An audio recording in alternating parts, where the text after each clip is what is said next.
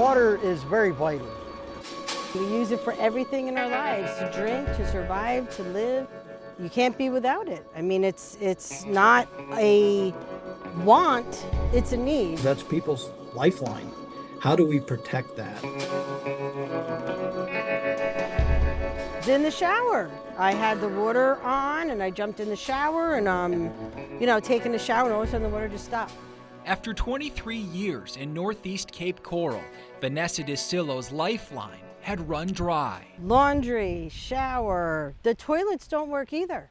I wanted to cry, if I'm being honest. It happened last May. The Mid-Hawthorne aquifer, which her home relies on, had fallen to such a low level, her well could no longer pump water from it. She had to have it drilled deeper and pay $11 grand to get it done. I had a little nest egg put away. I'm a single homeowner. That was my nest egg, boom. Our availability of water is dropping drastically. Keith Brodigan owns Irrigation Plus, a well drilling company that does most of its work in Northeast Cape. Last year alone, in this area, they were hired to re-drill or replace about 100 wells. Because of the water shortage, they're now required to drill deeper here. Northeast Cape is in a crucial water state right now. There's an old adage, it takes a village to raise a kid. Well, it takes a community to save this aquifer. He's talking about the water restrictions, which have been in effect for 2.5 years now. First, people could only use irrigation systems once a week.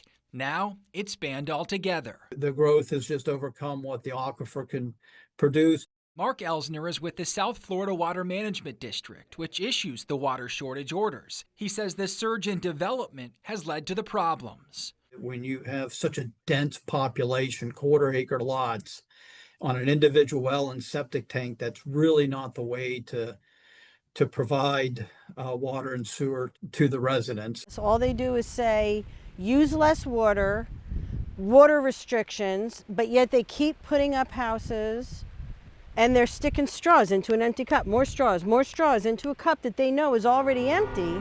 As part of a joint plan approved last year, the county could stop issuing well permits in the area, but that only happens if the aquifer falls lower to a certain point.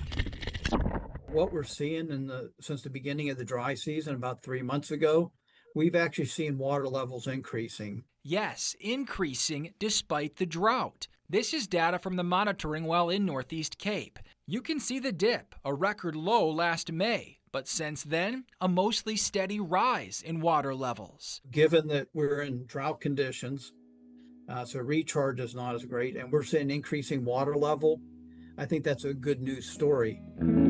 Elsner admits, with dry season ongoing, the area isn't out of the woods yet, but he points to the water restrictions and the utilities extension project as reasons for the recovery. Some homes in the shortage area have connected to city water and sewer, and the city says utilities will be available to most homes by the end of next year. Through the city's program, they've taken off around 800 straws out of the aquifer and put them on city water.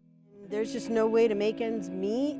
For homeowners like Vanessa DeSillo, that solution is just another problem, another costly one. Between city assessments and connection fees, it'll cost between $30,000 to $40,000 to get on city utilities once they're available. Amid a water shortage, she feels like she's drowning. I never thought I'd want to leave here. I do love my home, but if I can't afford to live, what are my options but to leave? What has anyone's options been but to leave? Connecting to the UEP is required within 180 days of getting notice of availability. It's important to know you could be eligible for financial assistance. How you can find that out inside this story in the Gulf Coast News app.